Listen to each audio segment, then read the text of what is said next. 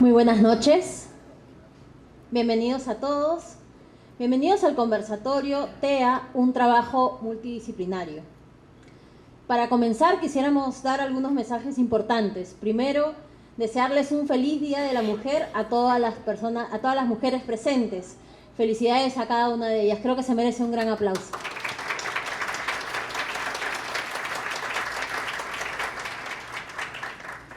En segundo lugar, y por temas de seguridad, tomemos en cuenta las puertas de salida frente a cualquier emergencia. Además, los servicios higiénicos que se encuentran en la parte posterior de la sala.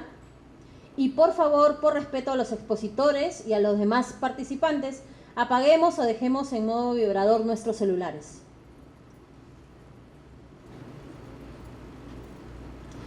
Primero, queremos agradecer el interés en el tema de esta noche, pues estoy segura que todos consideramos importante lograr la inserción social de niños y jóvenes con autismo.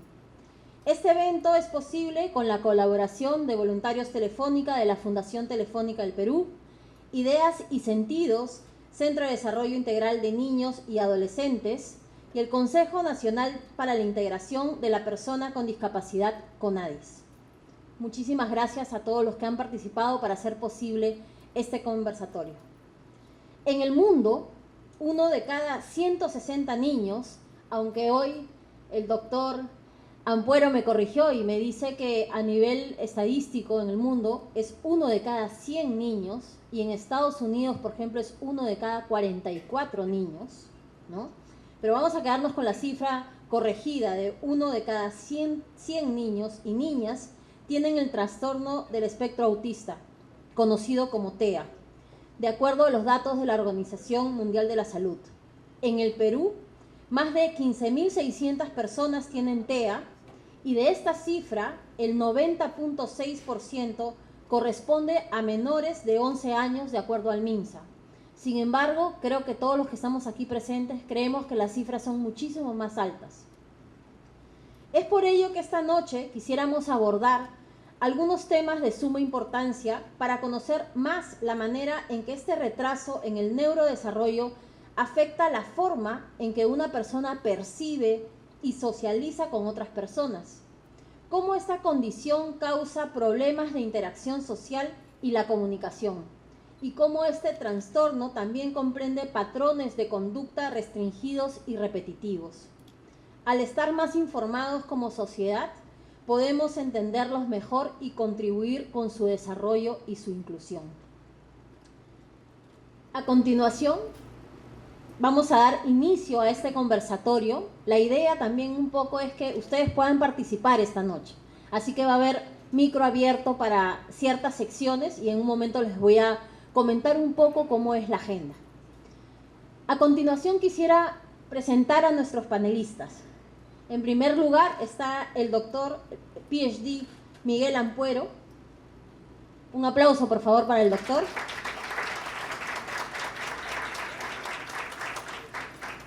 El doctor Miguel Ampuero actualmente es profesor de Psicología y Análisis Conductual en Berry College. Doctoral certificado en el Board de Analistas de Conducta de Estados Unidos. Él vive en Estados Unidos y ha venido específicamente para esta charla también. Es docente e investigador con múltiples publicaciones sobre conducta en niños con TEA y cuenta con más de 20 años de experiencia en el campo. A continuación también quiero presentarles al licenciado Kevin González. Un aplauso para el doctor licenciado Kevin.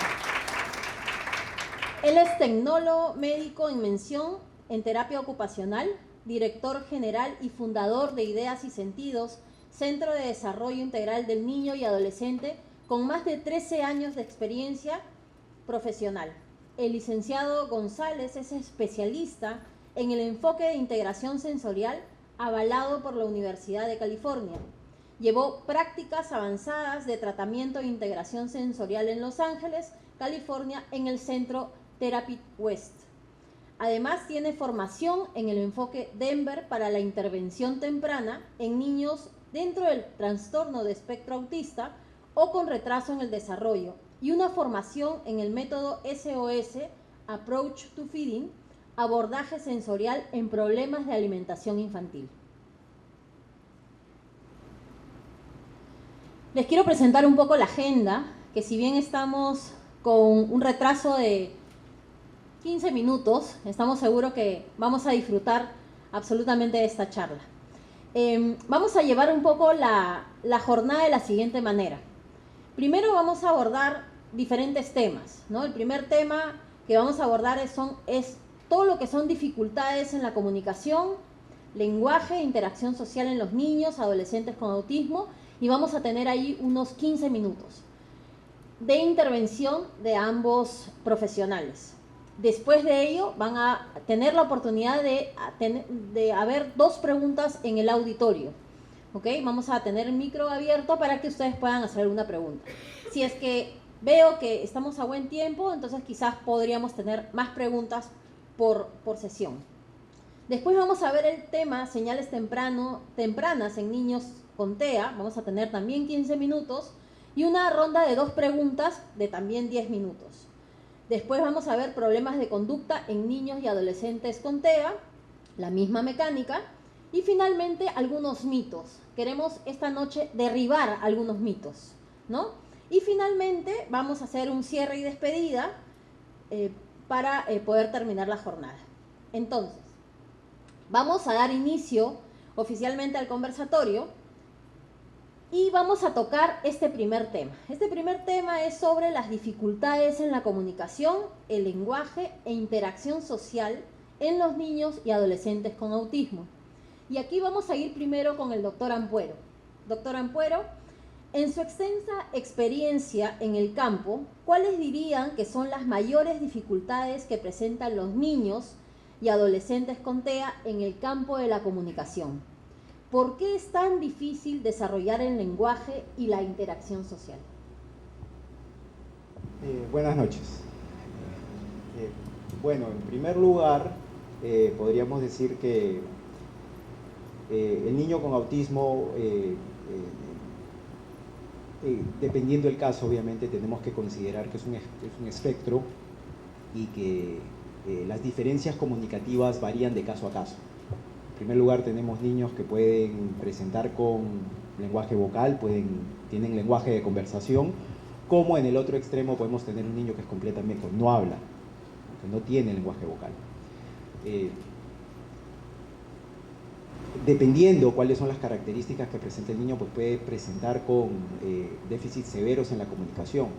No puede o no desarrolla una habilidad comunicativa de pedir por una necesidad básica, ¿no? O sea, imaginémonos lo que significa que un niño no pueda pedir o que una persona no pueda pedir por algo que quiere, ¿no?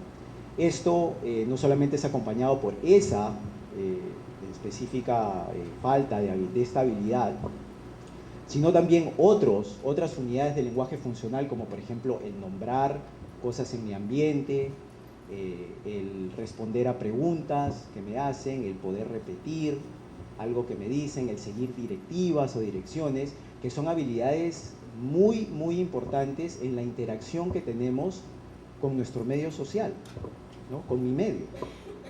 Y estas habilidades obviamente también van a repercutir en mi desarrollo académico, ¿no? Hablamos de comprensión de lectura, hablamos de procesos de memoria.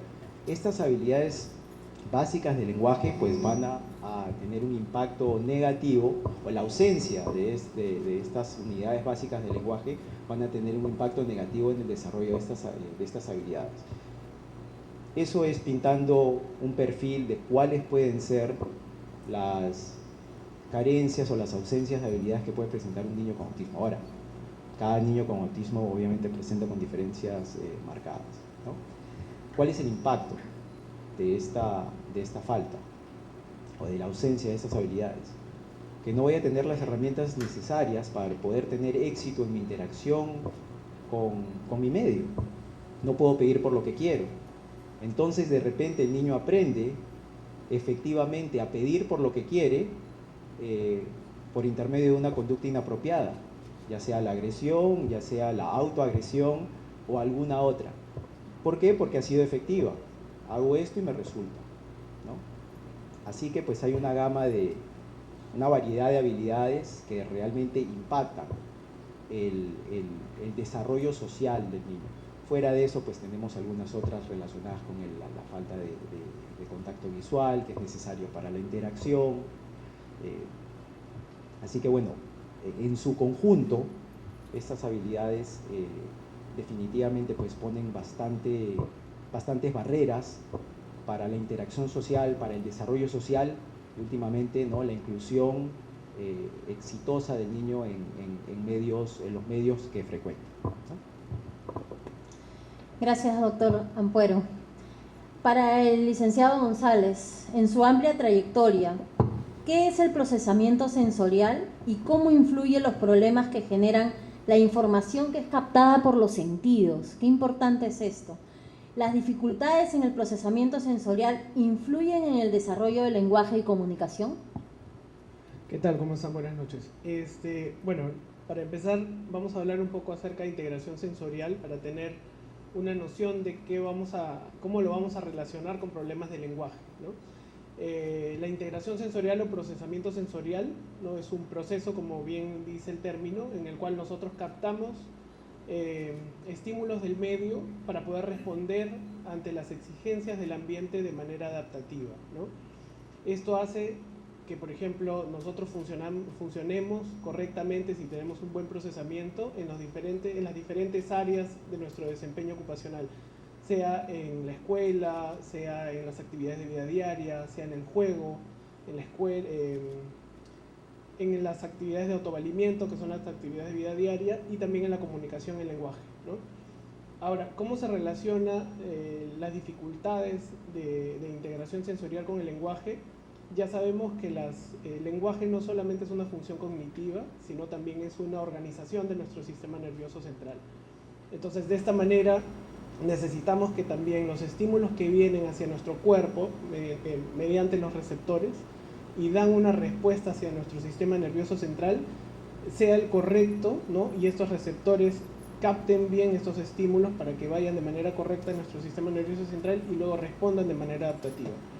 Entonces, vemos que el procesamiento sensorial está muy ligado a la parte expresiva y comprensiva del lenguaje, porque debido a estos sistemas sensoriales que pueden ser por estas habilidades de comprensión o de expresión, vamos a ver que pueden haber dificultades en el niño con autismo, ya que para el lenguaje, por ejemplo, necesitamos secuenciar, organizar ideas y también dar una respuesta, ¿no?, que sería ya algo más expresivo. Entonces, si es que no tenemos ordenado nuestro sistema sensorial o si no hay un buen procesamiento del sistema sensorial, vamos a tener como consecuencia un problema en el lenguaje, ya sea en las diferentes áreas, ¿no?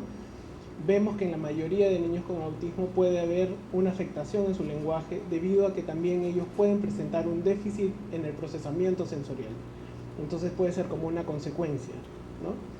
Esa es la manera como se podría relacionar un poco el procesamiento sensorial, la integración sensorial, que es donde yo me desenvuelvo, a la parte del lenguaje y comunicación.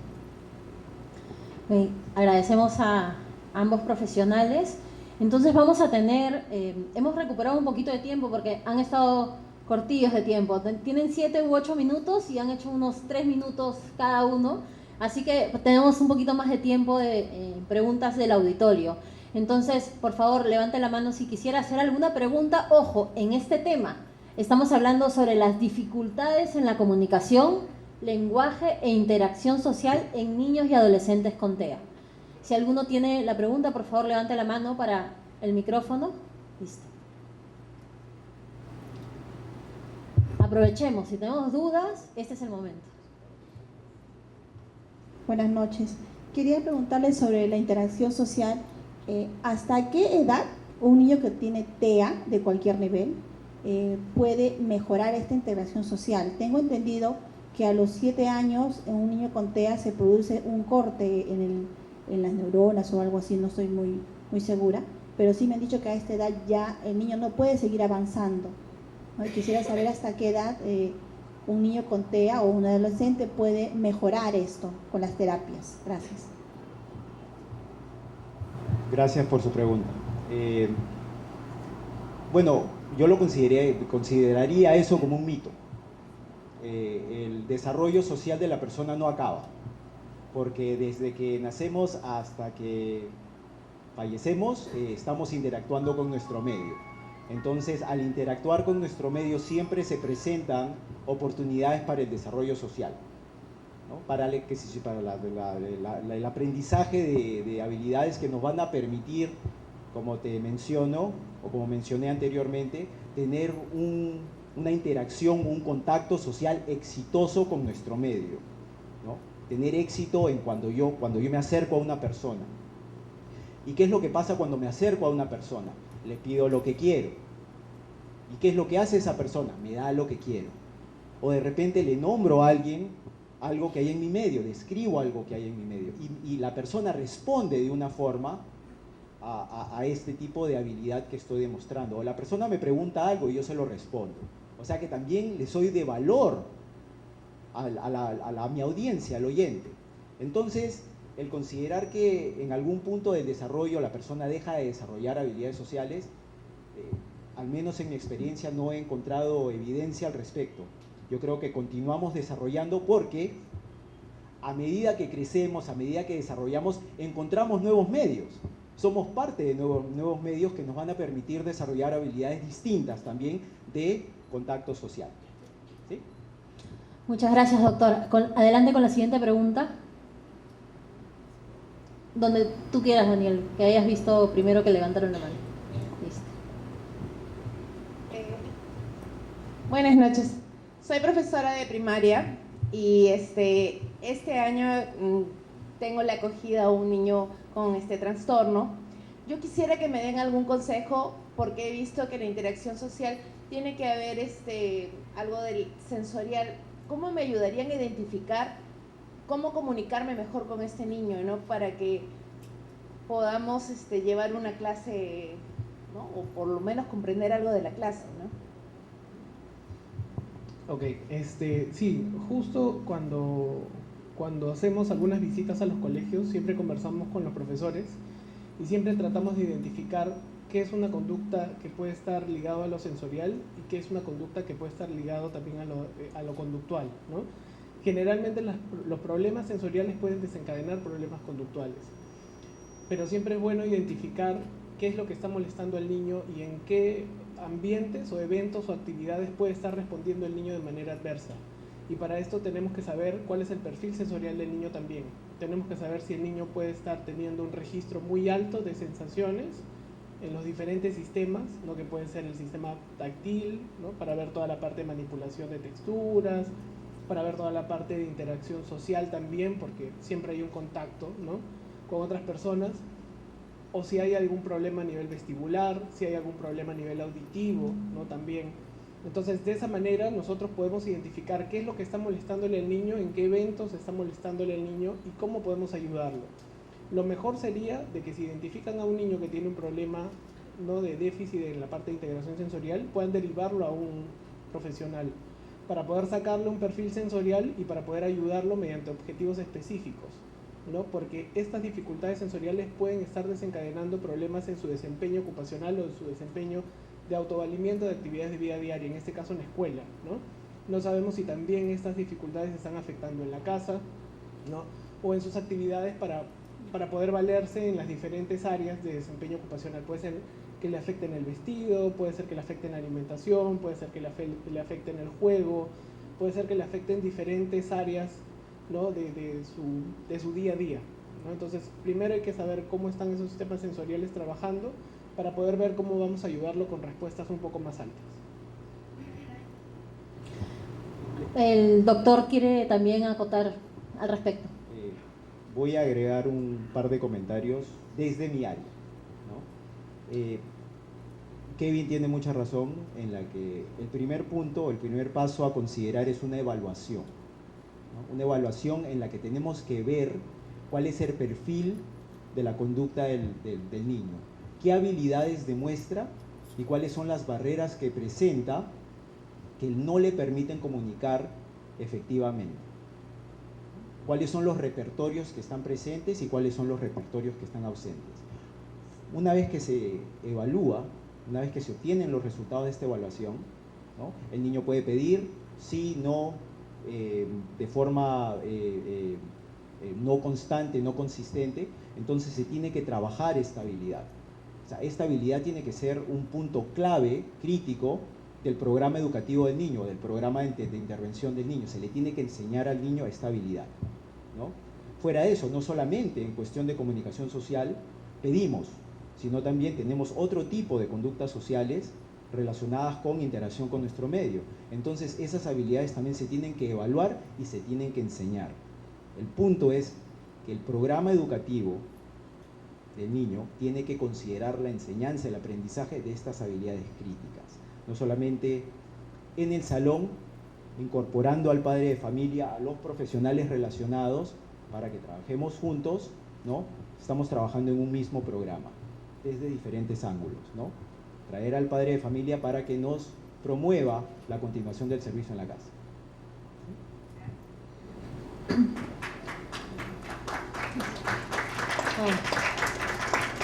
Un fuerte aplauso. Vamos a hacer una pregunta más, porque el tema es, sabemos que es... Buenas noches.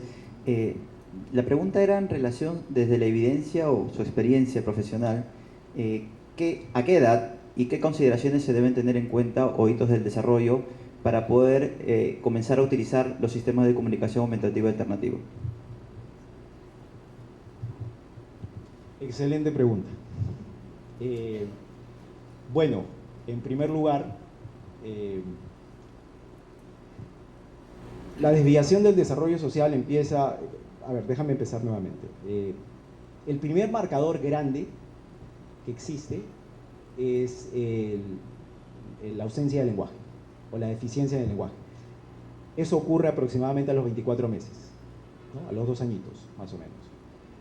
Pero la desviación del desarrollo empieza algunos años atrás, algún tiempo atrás, aproximadamente entre los 9 y los 12 meses o los 15 meses ya empezamos a ver marcadores que nos indican que hay una desviación en el desarrollo típico. Una vez que obviamente el niño puede ser referido, se le va a hacer algunas evaluaciones, ¿no? Si la comunicación no está desarrollando de una manera típica, si no hay habla, ¿no? Pues se tiene que considerar un sistema de comunicación apropiado, ¿no? Ahora, si el niño habla, el sistema de comunicación tiene que ser el habla. O sea, si el niño habla y tiene TEA, no puede estar usando un pictograma o no puede estar utilizando algún otro tipo de medio. Se tiene que desarrollar el lenguaje hablado. ¿Por qué? Porque es socialmente aceptado. Es lo que utilizamos todos. Ahora, si esta habilidad no está presente, si el niño no habla, entonces se le tiene que dar una forma de comunicación, que en este caso no puede ser parte de la preferencia del tratante o del profesional, sino de las habilidades que el niño presenta para que pueda utilizar este sistema de una manera funcional, de una manera efectiva, ¿no? Y a partir de ahí, pues tener algunas consideraciones, como por ejemplo, número 1, las habilidades del niño, ¿no? Para la selección de la habilidad, ya sean signos, ya sean sistemas de fotos. Número 2, la portabilidad del sistema, porque lo que tengo que considerar en este caso es de que esta es la forma en la que el niño comunica. O sea que si el niño no tiene el sistema, no puede comunicar. Y si no puede comunicar, ¿qué va a hacer? De repente va a demostrar alguna forma de conducta inapropiada, porque él es efectivo. Tercero, ¿cómo este sistema lo puedo implementar en ambientes naturales? El niño va a poder utilizar su sistema en la piscina, por ejemplo, en un parque. O sea, eso se tiene que considerar. ¿Cuáles son los procedimientos que voy a utilizar para que el niño aprenda habilidades de comunicación utilizando este sistema? Para que el padre pueda también enseñar en la casa, para que el profesor pueda enseñar en el colegio, ¿no? ¿Cuál es la capacitación al oyente? Muchos dicen, bueno, hay que utilizar fotos porque todo el mundo entiende fotos. Bueno, es una pregunta experimental. Salimos a la calle y le mostramos una foto a alguien a ver qué hace. El oyente va a necesitar capacitación, ¿no? Que responda a la necesidad del niño. Y por último, que es muy importante, mi sistema de comunicación me tiene que permitir el desarrollo de otras habilidades del lenguaje funcional, porque en nuestra interacción con el medio no solamente pedimos por lo que queremos, pedimos, respondemos preguntas, nombramos cosas en nuestro medio. Entonces, la selección del método de comunicación es muy importante y se tiene que tomar con mucha consideración, con mucha seriedad. No por parte de la preferencia del tratante o por un mito que exista, sino viendo realmente cuáles son las necesidades del niño. Listo, muchísimas gracias. Entonces, vamos a dejar este tema y vamos a entrar a otro tema que también es de mucha importancia. Y este tema es las señales tempranas en niños con TEA. Y aquí, sobre las señales tempranas, vamos a preguntarle al doctor Ampuero, ¿cuáles diría que son las principales señales tempranas en niños menores de 1 o 2 años? ¿Y cuántas señales tempranas debemos identificar para comenzar a preocuparnos y asistir de inmediato a un especialista? Bueno, problemita con la silla atrás. A ver, como mencioné hace un momento, el primer marcador que padres de familia de repente pueden identificar es la falta del habla, el lenguaje ausente. Pero la desviación de la desviación de la trayectoria del desarrollo empieza a darse un tiempo atrás. Hay evidencia de que a partir de los 9 meses aproximadamente ya podemos empezar a detectar 9 meses, 10 meses, 12 meses, de repente en algunos casos 15, podemos empezar a detectar la ausencia de algunas habilidades sociales pragmáticas, como por ejemplo el contacto visual, número 1. Número 2, la referencia social, o sea, el compartir una actividad con una persona. Lo que se llama la atención conjunta, como que indicarle a la persona que hay una actividad que me interesa. Hay evidencia que ha apuntado a que inclusive a horas después de haber nacido y obviamente en los días siguientes, meses siguientes, el niño tiene preferencia a seguir visualmente movimientos no biológicos, o sea, a concentrarse de una manera bastante profunda en objetos y no en movimiento de personas, lo que nos puede indicar de que puede existir algún problema. Alguna otra marcador, si lo podemos decir, es definitivamente la interacción con objetos, ¿no? De una manera repetitiva que no mejoran con el correr del tiempo, al contrario, tienden a empeorar. Gracias, doctor Ampuero. Vamos con el licenciado González. Se habla siempre que los niños con TEA pueden presentar señales tempranas, inclusive desde el año de nacido, como hemos visto en la intervención del doctor Ampuero.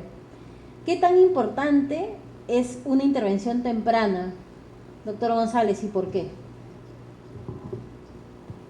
Ok, ya había hablado en primer lugar de la parte de procesamiento sensorial y que esto conlleva que los niños no tengan respuestas adaptativas, ¿no? Digamos que estas señales de alerta, ¿no?, de los niños con TEA podrían ser respuestas no adaptativas, ¿no? La falta de contacto visual, los problemas para la interacción social, las dificultades o retraso en el lenguaje, etc. Entonces, lo mejor o lo que siempre les decimos a los papás es que siempre una intervención temprana va a marcar la diferencia, ¿no? Cuando tú intervienes a un niño de manera temprana, le estás ayudando a poder obtener habilidades o a responder de manera adaptativa, ¿no?, ante los retos que se van presentando en el medio, ¿no? Entonces, si les contara la infinidad de casos que tenemos en consulta, cuando vienen los niños antes del año, ustedes estarían, ¿no?, afirmando lo que les digo, porque en realidad hemos tenido muchas respuestas o buenos resultados con niños después, ¿no? O sea, en la adquisición del lenguaje, en cuanto a su juego, niños que han venido de repente con conductas repetitivas o con juegos muy maduros o de repente con un contacto visual muy pobre o un seguimiento visual muy pobre, ¿no? Porque nosotros hablamos más de seguimiento visual y del contacto visual, ¿no?, también, pero más nos preocupamos por el seguimiento visual en realidad. pero en realidad la intervención temprana siempre va a ser una diferencia, ¿no? Porque hay un mejor desarrollo de habilidades que de repente no van a la par con un niño regular, si quisiéramos decir así, ¿no? Desde el lado de la parte de terapia ocupacional, que nosotros nos enfocamos a ver o ayudar al niño a que pueda desarrollar habilidades desde la parte de integración sensorial, vemos que hay muy buenos resultados, ¿no?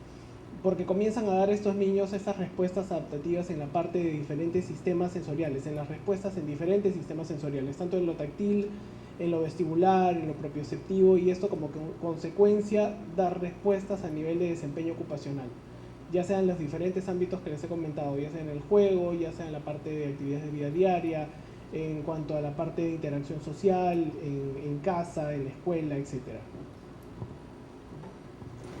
Gracias. Doctor Rampuero, creo que quería... Solamente quiero agregar un comentario alineado a lo que Kevin ha mencionado. Solamente para ponerlo en contexto, ¿no? El costo social de autismo es altísimo. O sea, el costo social, lo que cuesta, la manutención de un niño con autismo es altísimo a través de su vida. Entonces, como menciona Kevin, la intervención temprana te asegura la aceleración o el acelerar la identificación de estos repertorios que no están presentes para poderlos tratar a tiempo, para tratar de promover una inclusión exitosa. Con intervención temprana, que es donde está la evidencia intensiva, conductual, multidisciplinaria, se puede reducir en un 65% aproximadamente el costo asociado con los servicios relacionados al tratamiento de autismo. Entonces, esa es una consideración, es donde está la evidencia. La intervención temprana va a tener un efecto muy positivo en el desarrollo del niño. Gracias.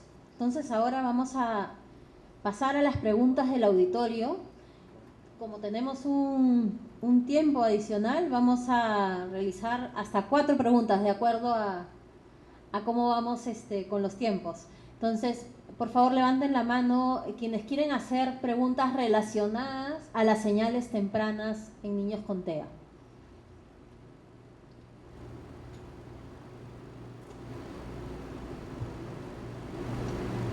Buenas noches. Quisiera hacer unas preguntas. ¿Creen que la mayor dificultad para los niños con TEA es que sus padres no acepten su condición en una edad temprana?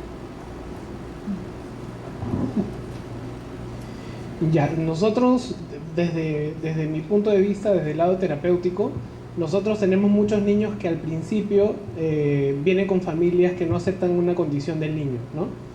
Eso sumado a que a edad temprana muchas veces no les dan un diagnóstico. Entonces el neuropediatra, estos niños vienen con un diagnóstico del neuropediatra como un retraso en el desarrollo, ¿no? Global. A veces ni siquiera el neuropediatra les da o les dice que pueden haber señales de alerta, ¿no? Y los padres vienen a veces con muchas preguntas, ¿no? Incluso vienen hacia la consulta para que nosotros les demos un diagnóstico, cosa que nosotros no podemos hacer porque yo soy tecnólogo médico, soy del área de terapia ocupacional y nosotros no diagnosticamos. Yo doy diagnósticos desde mi área, por ejemplo, puedo decir que el niño puede tener un déficit en la parte de integración sensorial, pero no puedo decir que el niño tiene autismo. Cuando nosotros guiamos al papá para que vaya a una consulta con el neuropediatra, si es que no la ha tenido, muchas veces también hay que entender que el papá lleva un proceso, ¿no? En el cual primero no hay una aceptación de que hay una condición en el niño, ¿no? De que hay dificultades, señales de alerta que lo llevan hacia una condición. Entonces, también hay que hacerle un acompañamiento a la familia para poder llevar esta noticia, ¿no? o esta condición del niño. ¿Cómo podría afectar este desarrollo, ¿no? Podría afectar en que el papá no acepte la condición del niño y lo retire, por ejemplo, de terapias, o de repente que no acompañen con las pautas terapéuticas hacia la mejora del niño, ¿no? Y nosotros siempre le explicamos a la familia que este retraso en el desarrollo con el cual vienen va a mejorar si hay un trabajo en equipo. Entonces tenemos que ser muy incisivos con el tema de seguir las pautas en casa, si es que el niño va a la escuela, también hacer un equipo con el equipo escolar o psicopedagógico y aparte la terapia, ¿no? de esa manera podría afectar, o podría ser positivo, o podría ser de repente no negativo, porque sí hay una intervención, pero de repente sí la mejora o la adquisición de nuevas habilidades va a ser muy a largo plazo, va a ser un proceso más lento también. Gracias. La siguiente pregunta. ¿Qué tal? Buenas noches. A nosotros nos ha pasado cuando llegan a nuestro espacio que tengo un hijo que es un hijo pandemia. Cuando nos dan ese calificativo, sentimos ya de por sí que hay todavía no una aceptación de los padres de que ese niño podría tener un diagnóstico TEA. Ahora, es cierto también que si bien hay varios niveles de TEA, hay un tema económico que está muy presente, que no solamente es un niño no verbal, sino que no tiene tampoco la parte de sensorial, ocupacional, etc. Si nosotros observáramos que tiene todas estas señales y si tuviéramos que a los padres ayudarlos a priorizar, ya sea iniciar primero por lo ocupacional o primero por la parte del lenguaje, ¿cuál es el punto de origen o el punto de inicio si es que el padre no puede tener acceso a todas estas terapias? Porque definitivamente es un presupuesto, sobre todo teniendo en cuenta si tuvieran otros hijos, ¿no? Y muchas veces pues priorizan a los niños que están en edad escolar y a estos niños los van relegando porque dicen, no, como es niño pandemia, en algún momento él va a despegar. Entonces, ¿de qué manera nosotros, de nuestro punto de vista y de apoyo, sin ser las personas especialistas, podemos apoyar a estos padres de familia? Gracias. Ya, sí, esto del niño pandemia lo escuchamos siempre, ¿no? Porque sobre todo vienen niños bastante desregulados y los papás dicen, no, es que en pandemia no jugó, no es que en pandemia no... Si bien es cierto, ha habido un aislamiento social, no quiere decir, bueno, pueden haber casos aislados, pero no quiere decir que la mayoría de niños estuvieran encerrados en un cuarto sin ningún tipo de estímulos, porque eso ya sería una deprivación sensorial.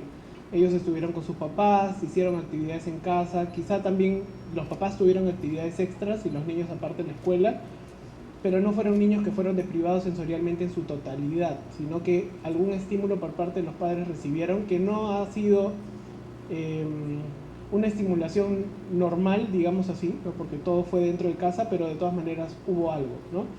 Y eso también es parte de la aceptación de los padres, porque dentro de este encierro que tuvimos en pandemia, los padres tuvieron mucho más tiempo de ver señales de alerta y cómo iba el desarrollo, más aún si esos padres tuvieron hijos anteriormente, ¿no? Porque normalmente los padres tienden a comparar a estos niños con sus niños anteriores. Entonces, es parte también de la aceptación de los padres hacia la condición del niño. Ahora, con respecto a la prioridad en las terapias, yo siempre le digo a los papás que pasen una evaluación para ver cómo está el niño, ¿no? Desde mi área, por ejemplo, siempre les explico mediante una pirámide, ¿no? En la cual la parte de abajo son los sistemas sensoriales y les explico que si los sistemas sensoriales no están llevando un buen procesamiento, no le podemos pedir al niño que dé respuestas mucho más altas, ¿no? Que arriba están las actividades de autovalimiento, aprendizaje, conducta, hablo en la regulación, actividades de coordinación ojo-mano, etc. Un montón de muchas otras respuestas mucho más altas que son adaptativas. Pero quizá el niño puede llegar con una desregulación sensorial bastante alta y es necesario atender la parte de terapia ocupacional, o puede ser un niño que tenga prioridad de la parte de lenguaje y comunicación y que eso esté desencadenando también problemas de conducta. Entonces, hay que ver desde el lado de una evaluación primero cuál es la prioridad, si es que el papá no puede contar con todos los servicios, que sería lo óptimo, ¿no? Simplemente hacerle un eco a lo que Kevin acaba de explicar. Definitivamente la evaluación para identificar los repertorios que están ausentes, los repertorios impactados, para que se inicie el tratamiento de una manera rápida, ¿no? Ahora, si el problema es social, se tienen que abordar las habilidades sociales, definitivamente, ¿no? Siguiente pregunta. Buenas noches, ¿qué tal? Disculpe, sobre todo marcando desde el punto que habló de la intervención temprana, si nos ponemos puntual en este punto, usted dice que hay unas señales a partir de 9 a 15 meses, pero la mayoría de padres de familia no las conocen.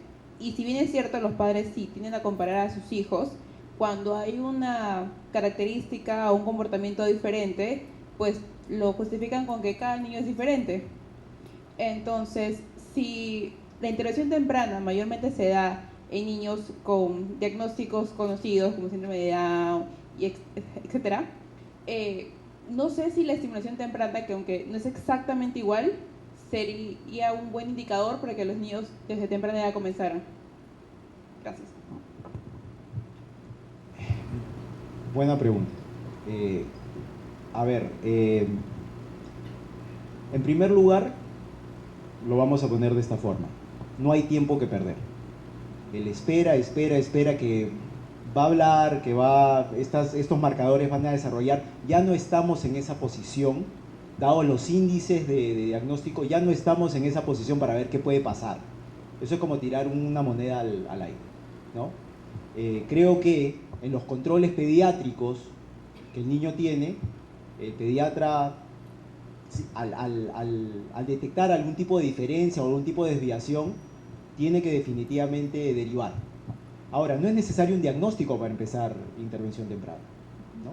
Si el padre detecta algún tipo de diferencia, creo que los profesionales asociados que puedan de repente darle algún tipo de consejería a los padres, tratar de ayudar a los padres a que encuentren este tipo de servicios, como por ejemplo los servicios que provee Ideas y Sentidos en intervención temprana, para que se empiecen a trabajar estas habilidades desde temprano, independientemente si hay una corrección en el desarrollo o no. La intervención temprana no mata. Tenemos que empezar a trabajar, tenemos que enfocarnos en la prevención, no en la reacción. Cuando nos damos cuenta, ¿qué pasó? El niño tiene 3 años, 4 años, no habla, problema de conducta, ya las necesidades, los objetivos cambian completamente. Las brechas que tenemos que cerrar son mucho más grandes. Así que, como te digo, o sea, el punto a llevar es: no hay tiempo que perder. Gracias. Una pregunta más. Se fue por ahí el micro. Hola, ¿qué tal? Buenas noches. Quería preguntarles a ustedes, como especialistas, ¿cuál es el modelo terapéutico de intervención que recomiendan en el caso de autismo que tenga mayor evidencia científica, ya que desde mi trabajo como psicopedagoga he podido ver que la mayoría de intervenciones están centradas en hacer que el niño autista se parezca más a un niño no autista, es decir, por ejemplo, un claro ejemplo de ello es cuando las mamás me piden que yo haga que sus niños no cumplan con algunos estereotipias. Por ejemplo, el de tener algo en la mano y moverlo les molesta. Cuando yo en la práctica he visto que eso termina autorregulándoles y tienen un mejor desempeño, por lo menos en mis sesiones. Entonces, he podido ver en los informes terapias como ABA o Denver, que sinceramente a mí no me parecen, pero me gustaría saber su opinión y también su recomendación. Bueno, ¿dónde está la evidencia? Partamos por el diagnóstico, ¿no? El diagnóstico de autismo, o sea, la única forma en la que podemos diagnosticar el autismo es por intermedio de la observación clínica. ¿Qué es lo que estamos observando? Lo que el niño hace. Lo que el niño hace es conducta. Entonces, la intervención o dónde está la evidencia es en el desarrollo conductual del niño. La adquisición o el aprendizaje de habilidades que le van a permitir al niño tener un contacto social exitoso. Ahora, pues se ha dicho mucho de ABA. Yo soy analista de conducta por entrenamiento. Entonces, en muchos casos simplemente es mala práctica. Así como los médicos tienen mala práctica, también puede haber gente que dice ser experto en intervenciones basadas en la conducta y lamentablemente no son buenos servicios, ¿no? Ahora, pueden ser este tipo de modelos conductuales que están alineados con el desarrollo, o sea, el aprendizaje de habilidades en relación a marcadores de tiempo, habilidades que desarrolla el niño a ciertas etapas en su desarrollo.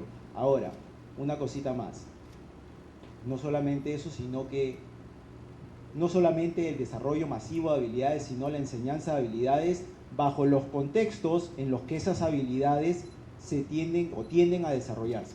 Por ejemplo, el contacto visual, ¿no? El contacto visual no se enseña poniéndome un caramelo entre los ojos y diciéndole que me mire, ¿no? El contacto visual se desempeña bajo las circunstancias en las que un miembro de mi comunidad es valioso para mí, ¿no? Yo miro a la persona cuando necesito algo.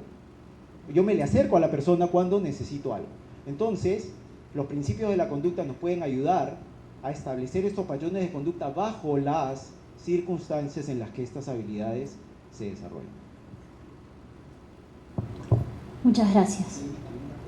Sí, ok. Una última pregunta. Daniel, sí, el micro. ¿Daniel? Gracias. El micro por aquí, por favor. Acá adelante, sí, que hemos estado muy por atrás, sí. Gracias. Hola, mi nombre es María, soy educadora diferencial.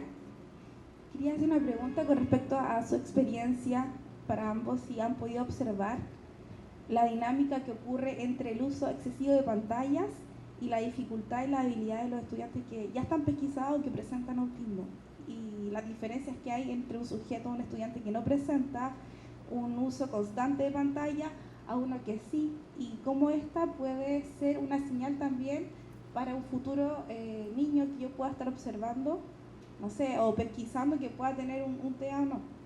¿Existe relación entre el uso de pantallas excesivas o no existe relación en las dificultades comunicacionales que se puedan observar? Teléfonos, tablet.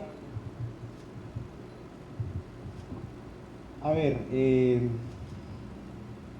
si utilizamos, o sea, naturalmente hablando, ¿no? Vamos a ponerlo desde un punto de vista. ¿Bajo qué circunstancias sucede la interacción? ¿Verdad? De repente quiero algo, me le acerco a esa persona, le comunico mi necesidad y esa persona mejora mi condición en ese momento. Pero básicamente este es el approach, o sea, este es el contexto, ¿verdad? El uso de pantalla para la comunicación, como por ejemplo el uso de tabletas, etcétera, etcétera, para la comunicación, no me permite desarrollar naturalmente esa habilidad. ¿Por qué? Porque lo que tengo que hacer es esto: bajar la cabeza, ¿verdad? Entonces no permite el desarrollo de este tipo de habilidad.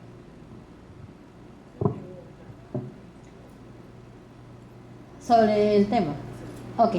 Daniel, la última pregunta. Aquí. Daniel, adelante, que está pidiéndolo hace rato. Gracias. Hemos hecho un buen tiempo, así que podemos hacer la última pregunta sobre... Buenas noches. Mi consulta está básicamente si es que el TEA puede ser mixto, puede estar integrado a otro déficit, problema, espectro, o netamente es evocado al TEA nada más. Siempre van a haber comorbilidades, ¿no? O sea, el TEA puede ir acompañado por algún problema cognitivo, de repente. El TEA puede ir acompañado con un déficit de atención e hiperactividad. Pueden haber niños con síndrome de Down que tienen TEA también. Entonces puede ir acompañado con otro tipo de diagnósticos, pero no necesariamente es una consecuencia del TEA, sino que pueden haber comorbilidades. Algo que me olvidaba con respecto a las tabletas, desde mi punto de vista, por ejemplo, claro, yo siempre pienso como terapeuta ocupacional que si hay algo que está interfiriendo en el desempeño ocupacional normal del niño, puede ser nocivo. En este caso, si las tabletas están interfiriendo en la comunicación del niño, no permiten que el niño se comunique, que se aísle más, es algo nocivo, ¿no? Ahora, yo veo que las tabletas, por ejemplo, cómo pueden ser negativas en la vida del niño, y eso es algo que no les había comentado, pero la mayoría de niños con TEA, ¿no? O puede ser una característica del niño que presenta autismo, es que tengan problemas de praxis en la parte motora y planeamiento motor. Entonces, claro, ¿qué pasa si un niño no desarrolla esas habilidades motoras, ¿no? Y más bien está con alguna tableta que impide que él juegue de una manera diferente, ¿no? Que no sea con la tableta? Entonces hay que ver cómo interfiere, o sea, esos esos dispositivos en las demás áreas de su desempeño ocupacional. Gracias. Vamos a tener una pregunta de una persona del auditorio con lengua de señas, perdón.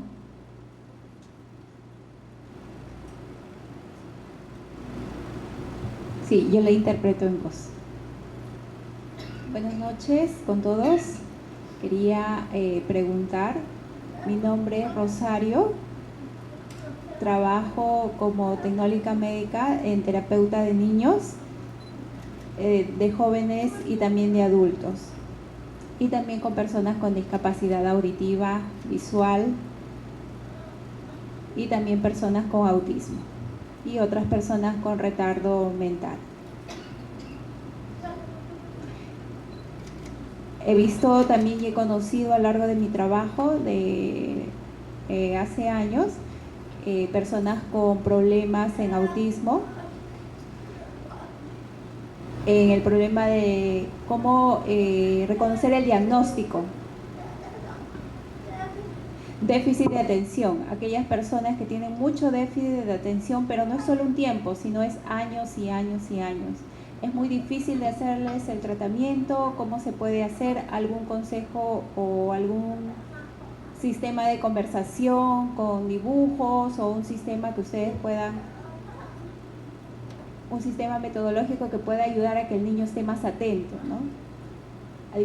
Muy diferente a algo tecnológico. ¿Por qué? Porque hay jóvenes que tienen autismo y también tienen esos problemas, ¿no? De actitudes violentas, problemas de conducta, son muy bruscos, ellos mismos se autolesionan y sus padres pues a veces es muy difícil que puedan ayudarlos, ¿no? Ellos también, los padres me dicen a mí o me preguntan. Esa es la pregunta que quiere hacer.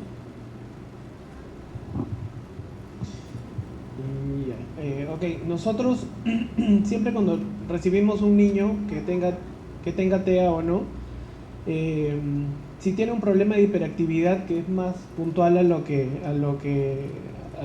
duda de la señora Rosario, nosotros siempre derivamos a la parte médica, ¿no? Porque desde la parte médica podrán ayudar al niño, dependiendo de la edad, a ver cómo solucionamos desde la parte química. Quizás necesita el niño algún tipo de tratamiento farmacológico, podría mejorar en sus habilidades de atención, de hiperactividad, y en general puede ser una ayuda también a la parte o a la intervención terapéutica, ¿no? En general en Latinoamérica los papás le tienen mucho miedo a la medicación, ¿no? Porque piensan, bueno, como cualquier otra medicina, esta medicación puede tener efectos secundarios, que es cierto, ¿no? Pero hay que ver también cuál es el beneficio de esta medicación, ¿no? El niño puede mejorar en la parte atencional, ¿no? En su déficit atencional, en su déficit de hiperactividad, y quizá puede funcionar mejor a recepcionar o a aprovechar mejor estos servicios terapéuticos para comenzar a dar respuestas adaptativas, que es lo que siempre voy a venir hablando, de respuestas adaptativas, ¿no? Entonces es eso, nosotros siempre derivamos a la parte médica también cuando vemos rasgos o algunas señales de hiperactividad, para que nos puedan ayudar desde esa área, ¿no? Desde el área también fisiológica, ¿no? Del área química también. Bueno, desde un punto de vista conductual, el tema de la hiperactividad lo vemos simplemente como una conducta, ¿no? Y en muchos casos, pues tenemos que tratar de discernir si es un problema de hiperactividad o es un problema de motivación, ¿no? Por ejemplo, con mucha facilidad se le atribuye la falta de atención a un problema de hiperactividad o un déficit de atención, ¿verdad? Pero, por ejemplo, de repente el niño demuestra mucha atención en el contexto de un videojuego. Entonces, pero cuando está en clase de matemática, hay hiperactividad y falta de atención. Entonces estamos hablando de un problema de hiperactividad, un problema de motivación. De repente. O sea, simplemente tener esa idea ahí con ustedes, ¿no? Porque pues se tiene que considerar, ¿no? la falta de atención no causa trastorno de hiperactividad o atención, ¿no? O sea, simplemente nos lleva a pensar de una manera circular. Hay que considerar cuáles son las variables motivacionales que de repente pueden influenciar la performance en algunos casos. Número 1. Ahí se me fue el esto. Con relación al uso de medicaciones, la FDA no ha aprobado ningún tipo de medicación para el tratamiento de autismo, en primer lugar. Se tiende, psiquiátricamente hablando, a recetar o prescribir antidepresivos, antipsicóticos en algunos casos, para de repente abordar algún tema relacionado con la agresividad o con la compulsividad, si lo podemos decir de esa forma. Estoy completamente de acuerdo con Kevin, en algunos casos de repente puede que de una forma monitoreada, cuidadosamente, pues se pueda poner al niño en un punto en el que pueda iniciar un contacto terapéutico. Al mismo tiempo, quiero enfatizar en este punto, de una forma monitoreada, ¿no? Se tiene que utilizar este tipo de... Sí se va a utilizar este tipo de prescripciones. La medicación no enseña, la enseñanza tiene que ocurrir independientemente de la medicación. Y con esto acabo, tenemos que considerar cuál es el efecto de la medicación en la fisiología del niño. O sea, imaginemos un niño de 5 años tomando Prozac. Cómo esto afecta el desarrollo, bueno, la fisiología del niño. O sea, ¿no? Tiene un problema, o sea, por estos casos de repente podemos empezar a ver pues condiciones relacionadas, como por ejemplo problemas gastroenterólogos en los niños, ¿no? Cosas a considerar en la selección del tratamiento. Gracias. Vamos a continuar ahora sí con el siguiente tema.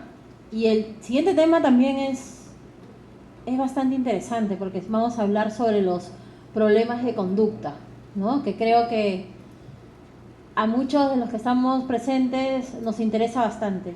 Entonces vamos a empezar con el doctor Ampuero y le vamos a preguntar, doctor Ampuero, ¿por qué los niños con autismo, no todos, pero algunos, pueden ser rebeldes, impulsivos, hiperactivos o hasta agresivos, o se autolesionan, ¿no?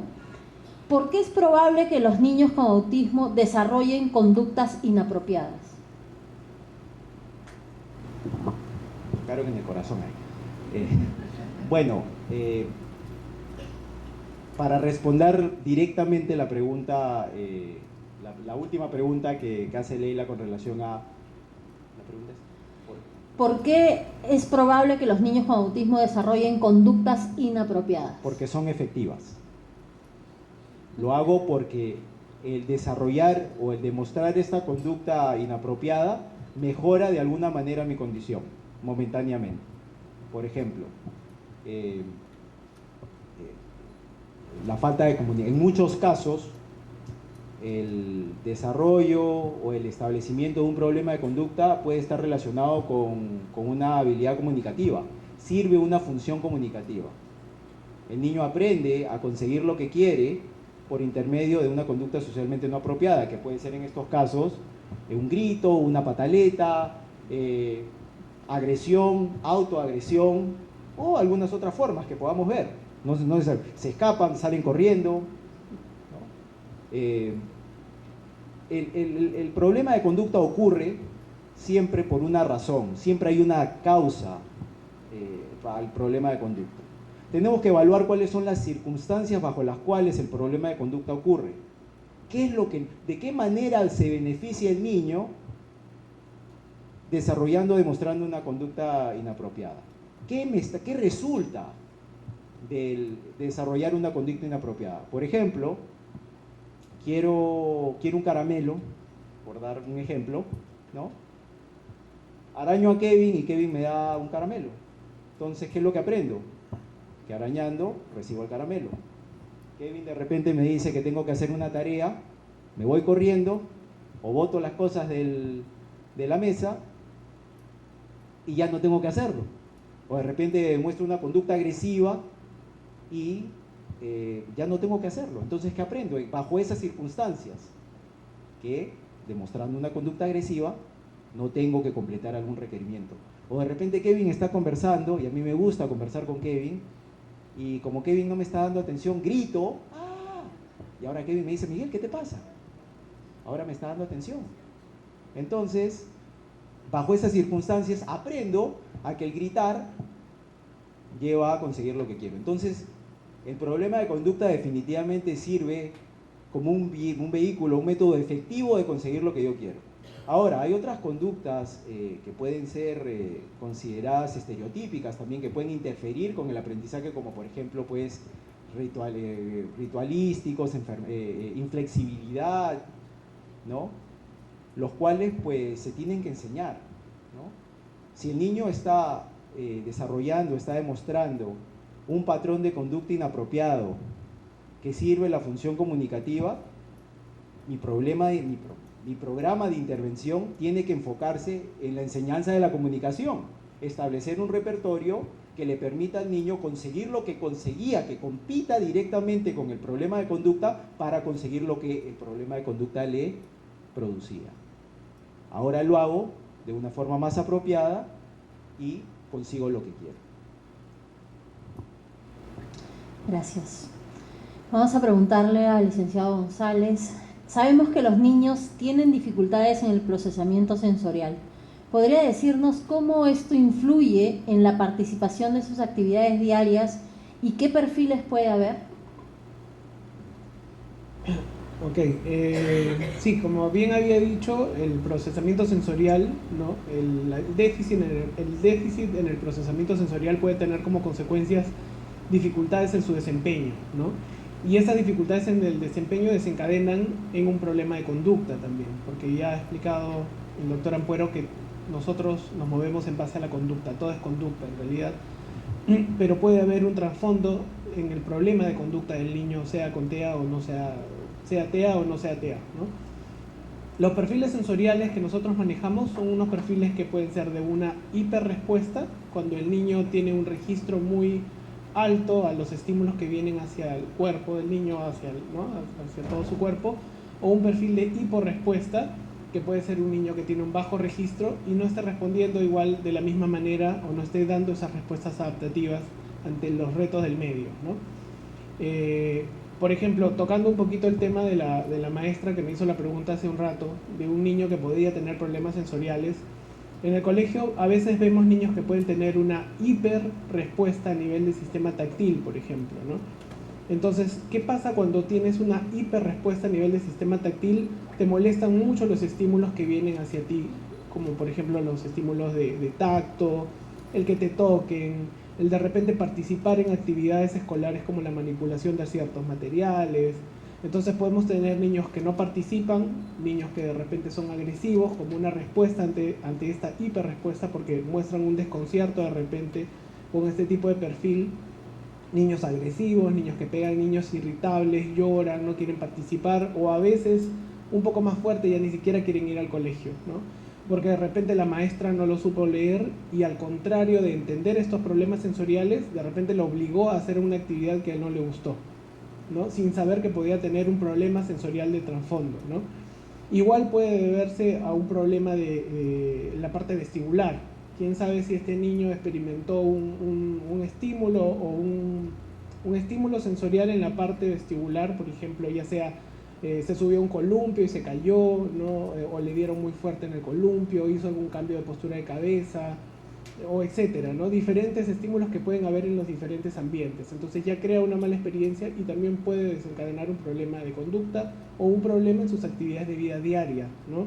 Como por ejemplo la falta de coordinación, tocando un poquito más específico en niños con autismo, problemas en la praxis, problemas en el planeamiento motor, hay torpeza motora y esta torpeza motora puede desencadenar en problemas en sus actividades de vida diaria, como por ejemplo un niño de 6, 7 años que no se sabe poner la ropa correctamente, por ejemplo, ¿no?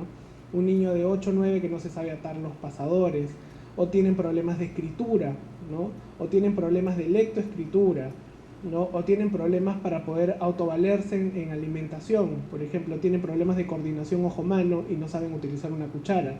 Son consecuencias de un mal procesamiento a nivel de procesamiento sensorial. Entonces, de esta manera pueden verse afectados diferentes áreas de su desempeño ocupacional o autovalimiento si tienen un problema en el procesamiento sensorial, que es un déficit en el procesamiento sensorial.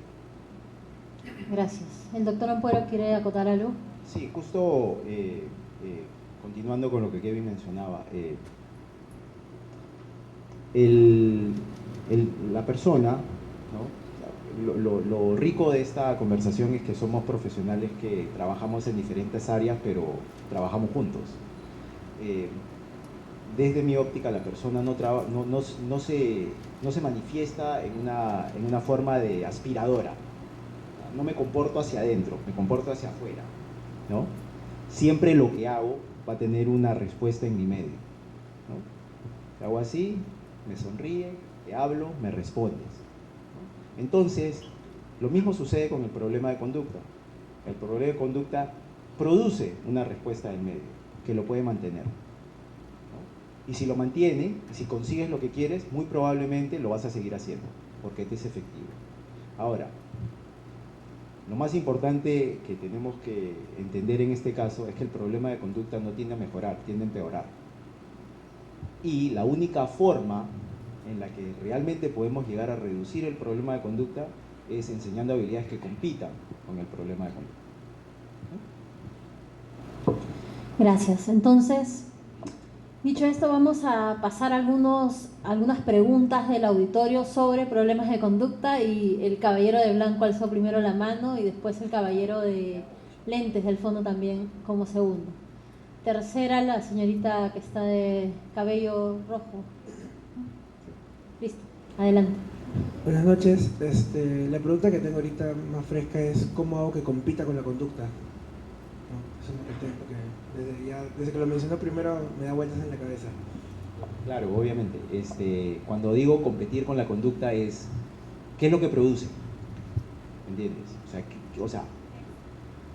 Cuando hago esto que es socialmente inapropiado, ¿qué es lo que produce? Produce atención social, produce algo que quiero, o me permite escapar de algo que no quiero, ¿no? Entonces, en ese caso, ¿qué tipo de habilidad es la que tengo que enseñar para que produzca el mismo estímulo que el problema de conducta produce? Ahora que obviamente es una conducta socialmente más apropiada. ¿Me dejo entender? Bueno. Listo, gracias. El caballero de lentes. Buenas noches.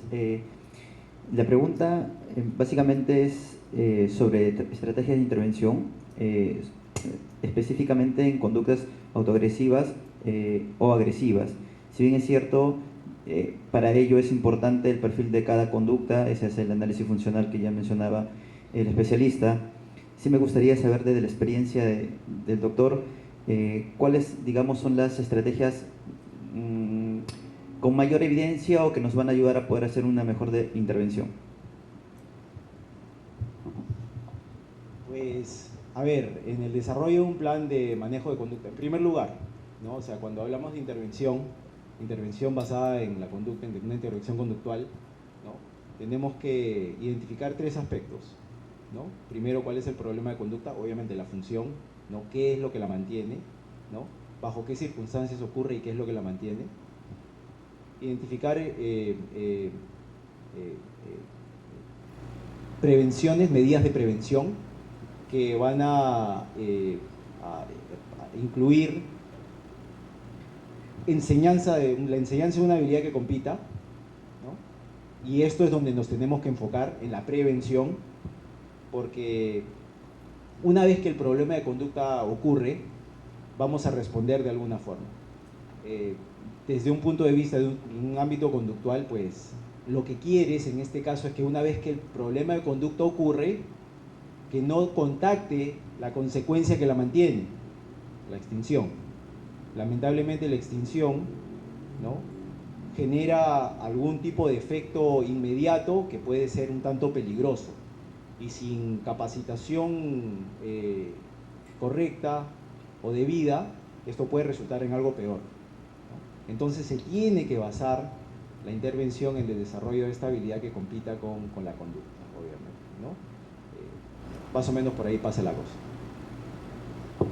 Listo. La señorita, sí. Buenas noches. A raíz de que dan la conferencia, he identificado algunos temas sensoriales, como hablan de la conducta. Por ejemplo, cuando va a la calle, él se comporta muy bien, pero cuando escucha el claxon o vamos en el auto, escucha el claxon y lo que hace es tumbarme o pegarme. Inclusive si está en la casa y viene el panadero desde la esquina y suena su chicharra, ¿no? Te busca y te da un palmazo. Entonces, he identificado eso. Inclusive cuando escucha un ruido o un llanto de un bebé, igual, me arrincona o me da también otro palmazo. Entonces, ¿qué puedo hacer? Porque él se porta muy bien, pero al toque escucha y tiene esa conducta. Como dije hace un rato, es importante también ver cuál es el perfil sensorial del niño, ¿no? Y eso se va a saber mediante una evaluación. Posiblemente el niño que tú me mencionas es tu hijo, ¿verdad? Posiblemente tu hijo puede tener una hipersensibilidad auditiva, ¿no? Que esto puede mejorar bastante en tratamiento, pero antes de acceder a los tratamientos también podríamos optar por algunas ayudas, ¿no? Como por ejemplo puede utilizar algunas orejeras para poder disminuir un poco el estímulo que viene hacia él, que puede ser abrumador, ¿no? Porque ya está teniendo respuestas de otro tipo a nivel conductual agresivas. Te empuja, te pega, te tira un manazo, sale corriendo, no participa de repente en eventos sociales porque el ruido puede ser muy abrumador. ¿Qué pasa, por ejemplo, si lo llevas a fiestas infantiles y hay un parlante o si hay, claro, es cero, ¿no? Entonces eso ya está teniendo como consecuencias problemas en su desempeño ocupacional, que en este caso tiene que ver más con la parte social y también con otras áreas del desempeño ocupacional, que puede ser lo escolar, puede ser la casa, ¿no? Si salen a la calle y hay un estímulo de repente auditivo que no le gusta. Ahora, ¿por qué es importante ver el perfil sensorial, o sea, en su totalidad? Porque yo te puedo decir, claro, puedes utilizar unas orejeras de repente para poder bloquear un poco el sonido, pero ¿qué pasa si ese niño tiene problemas a nivel táctil? ¿No? Entonces no te va a aceptar las orejeras. Entonces hay que ver e identificar cuál es el perfil sensorial del niño para ayudarlo en las diferentes áreas en las cuales el niño pueda presentar dificultades e ir ayudándolo a que pueda dar respuestas adaptativas mejores. En este caso, por ejemplo, que pueda superar esta hipersensibilidad auditiva o que pueda tener mejores respuestas adaptativas. De repente no te pegará, pero de repente si mejora sus habilidades de comunicación te puede decir mejor vámonos a otro sitio, ¿no? O te puede decir no me gusta eso, ¿no? O te puede decir ya no quiero participar aquí. Entonces tenemos que ver en qué nivel está el niño para ver cómo lo podemos ayudar, porque puede ser frustrante también para él de que, claro, él sabe que no le gustan este tipo de estímulos y siempre me llevan a este tipo de eventos, ¿no? O me exponen a este tipo de eventos y no lo sé comunicar. Entonces obviamente tu respuesta va a ser te pego, te agredo, lloro, ¿no? Agredo a otros, salgo corriendo, etc.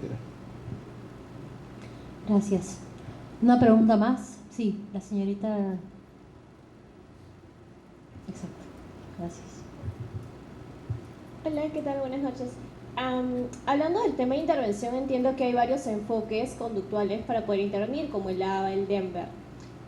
Sin embargo, ¿cuál podría ser la diferencia de intervención entre una terapia conductual tradicional, como, no sé, la TCC, con estos otros enfoques que claramente entiendo están especializados en TEA? ¿Cuál tal vez podría ser el daño o cuál tal vez podría ser un beneficio si es que el especialista está entrenado en esto? Gracias. Bueno, creo que el análisis es universal, ¿no? Cuando hablamos de conducta, estamos hablando de las circunstancias bajo las cuales el problema de conducta ocurre. Ahora,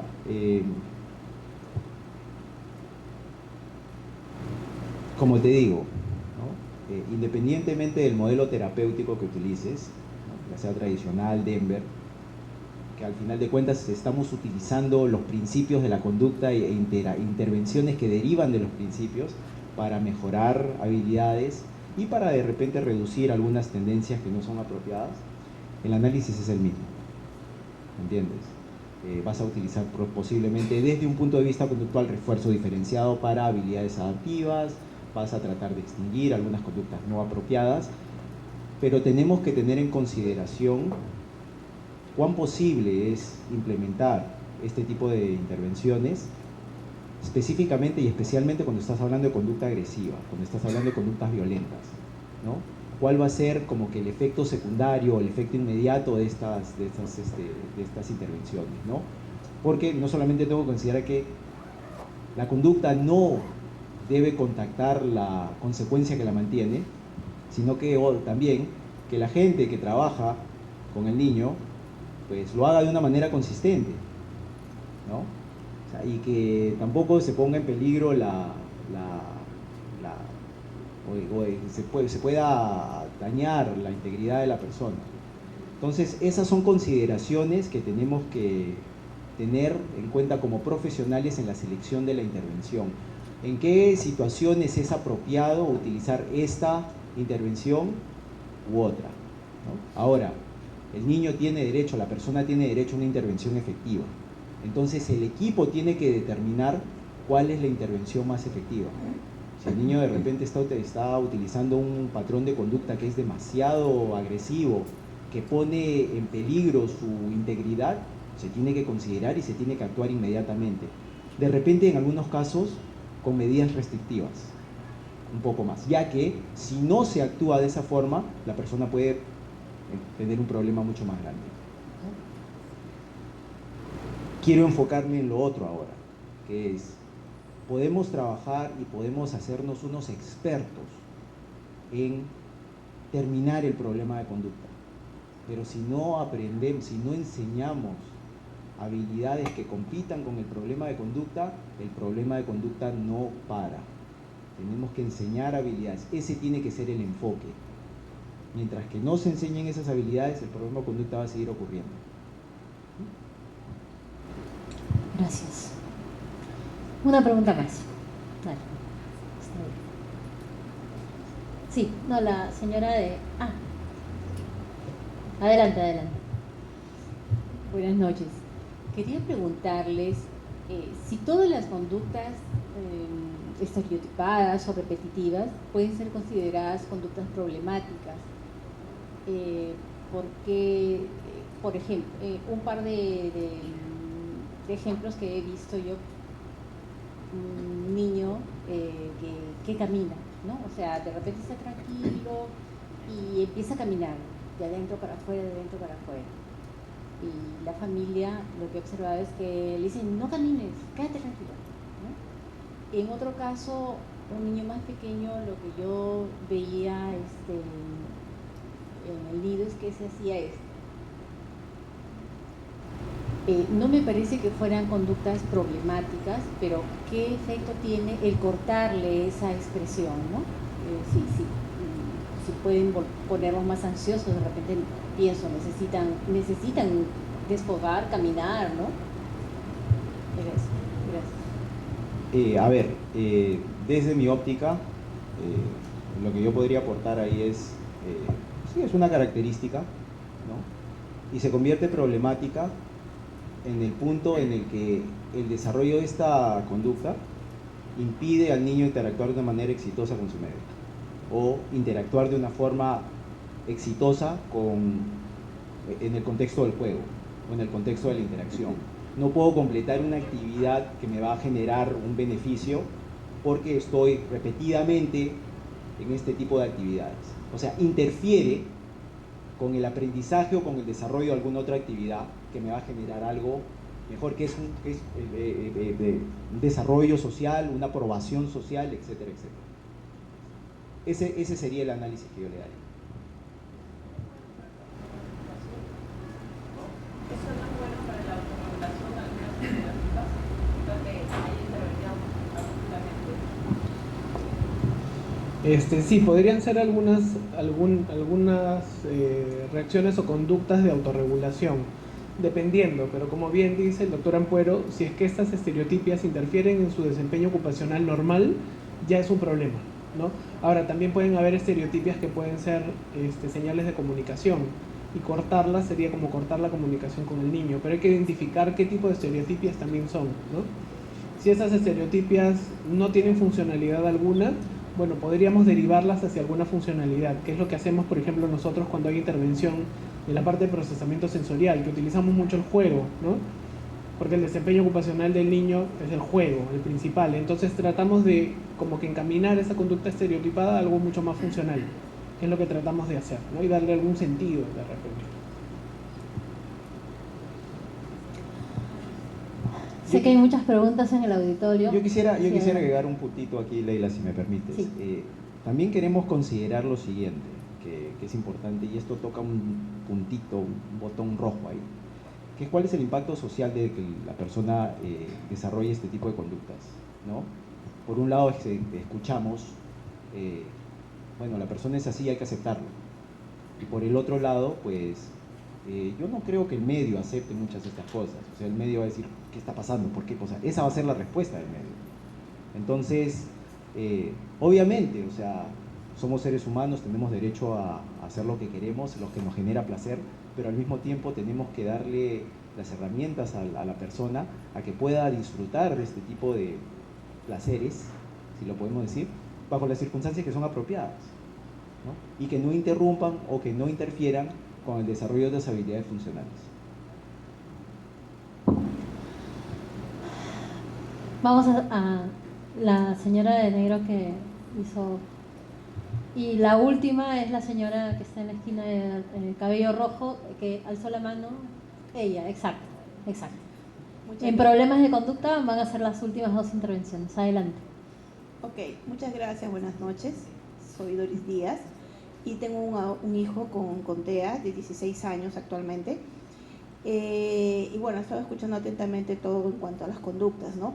Él tenía la tendencia cuando era pequeño si veía un dibujo, una serie, lo vuelve a contar, lo repite y está hablando solito en su cuarto, ¿no?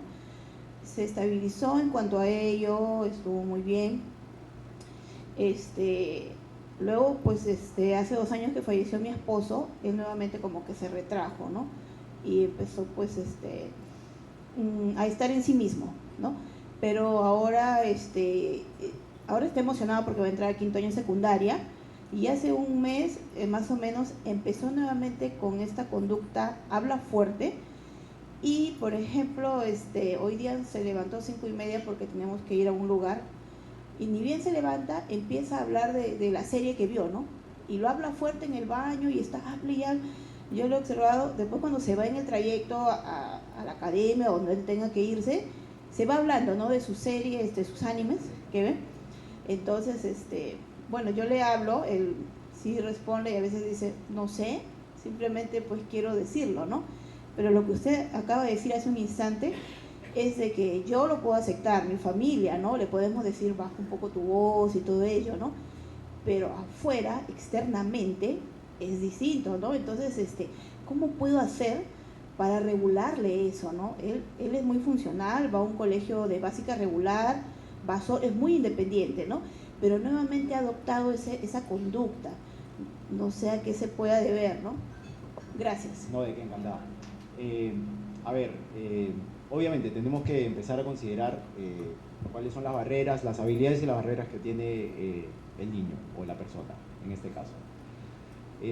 Dependiendo cuáles son las habilidades que presenta, pues se puede intervenir de diferentes formas, ¿no? Por ejemplo, hay modelos de enseñanza de habilidades conductuales, en el que al niño se le explica si tiene la capacidad verbal para comprender el contexto o el mensaje, ¿no? Porque la comprensión es importante,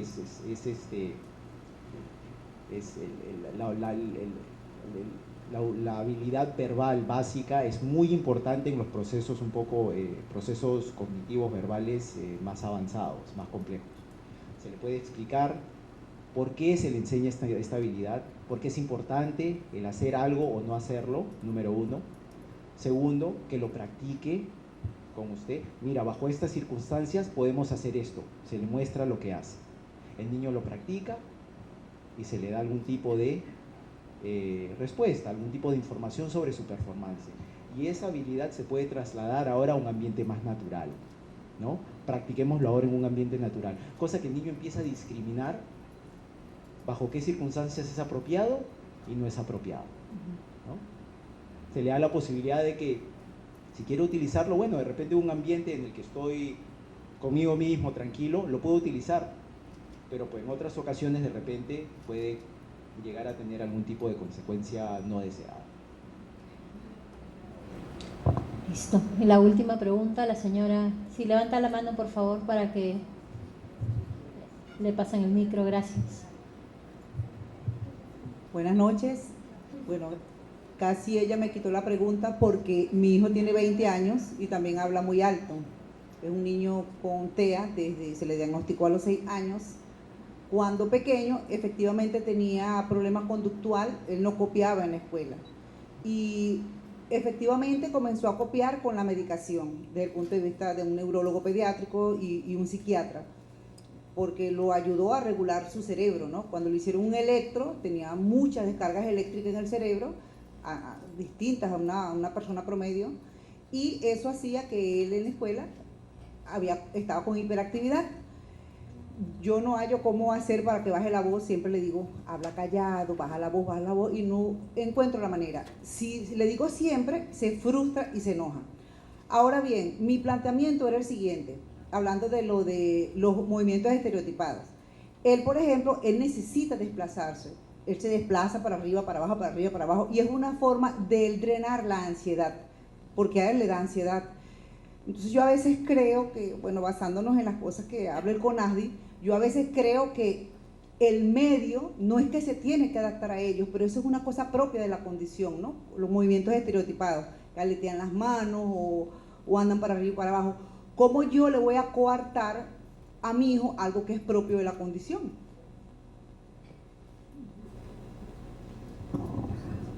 Como bien habíamos comentado, o sea, hay movimientos estereotipados que pueden ser conductas autorregulatorias, ¿no? Como bien usted dice, su hijo de repente camina cuando se siente muy ansioso. Es lo que nosotros podemos hacer de repente. Yo me siento muy ansioso y comienzo a mover la pierna. Y son movimientos también que podrían ser considerados estereotipados, ¿no? Hay niños que, por ejemplo, hay niños autistas que pueden hacer esto, ¿no? Y a veces esto es una estimulación vestibular, porque obviamente estás estimulando, o sea, el canal visual, y eso te va a dar una respuesta a nivel vestibular también. Y hay muchas otras conductas estereotipadas que pueden ser actividades o conductas de autorregulación, ¿no? Incluso el tocamiento de genitales es una conducta de repente de autorregulación, te crea satisfacción, ¿no? Es una conducta que podría ser considerada no estereotipada, pero hay muchas otras que también pueden ser estereotipadas, que son conductas autorregulatorias, y hay que identificar al niño y hay que saber leer al niño, por qué lo está haciendo. Y eso es lo que hablo, de que de repente podemos encaminarlo a cambiar una conducta por otra, no me gusta decir más aceptada, pero de repente una en la cual él también se sienta cómodo, ¿no?, ante los demás. Listo, muchísimas gracias. Ahora sí, retomamos el tema porque estamos unos minutillos fuera, estábamos muy bien, así que vamos a correr.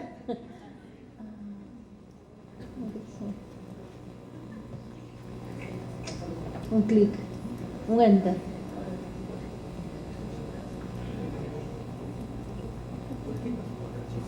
Sí, ¿no? Se bloqueó. Ya está, no importa, está bien.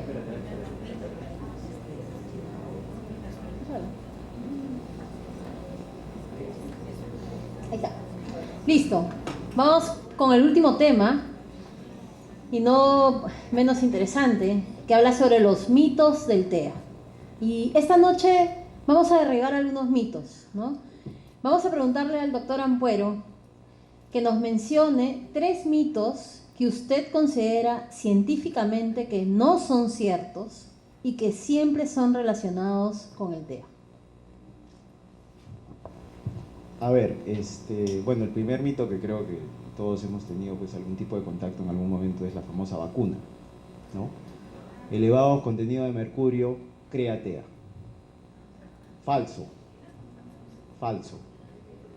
Se ha comprobado científicamente de que la vacuna, esa vacuna, en esa época, no tiene ninguna relación con el desarrollo atípico que pueda presentar una persona con TEA.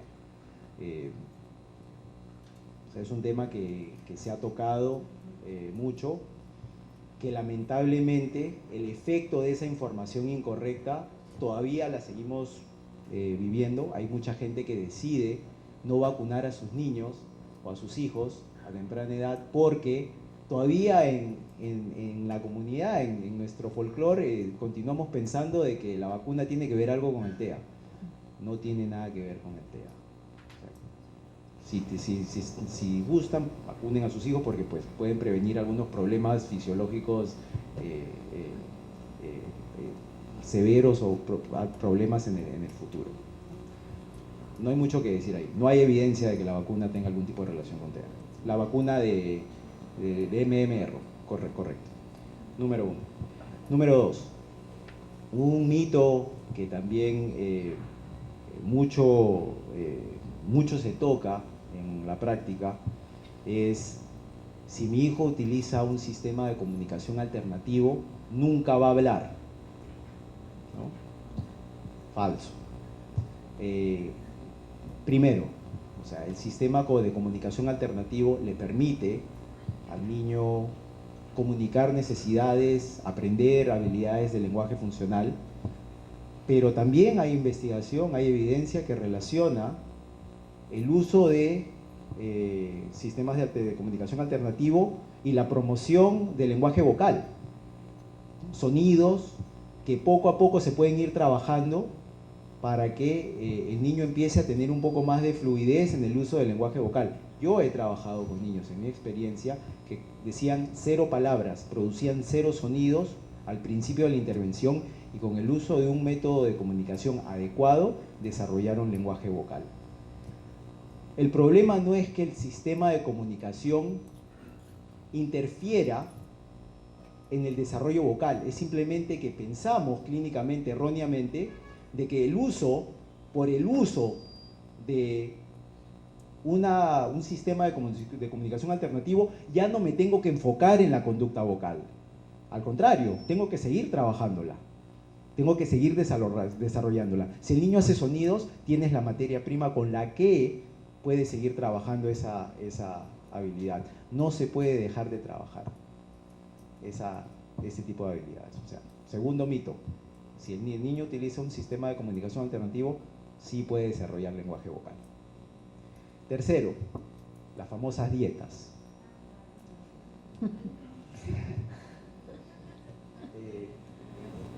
Vamos a ponerlo en un contexto de sentido común.